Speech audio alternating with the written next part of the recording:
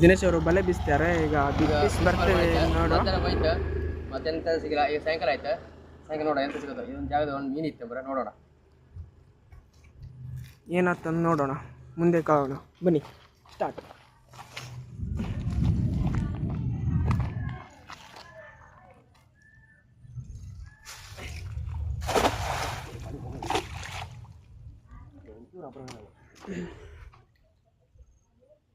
ಇದು ನಮ್ಮ ತುಳುನಾಡು ಸಂಸ್ಕೃತಿಯಲ್ಲಿ ಬರುವ ಬೀಸಣಿಗೆ.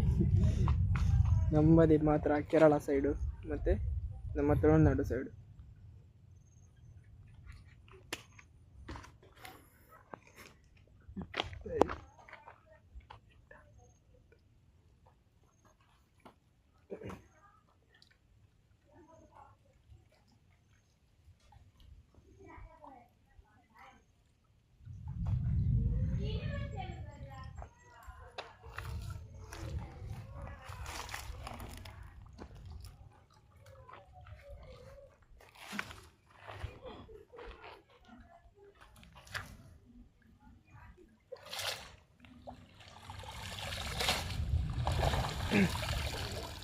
No fish.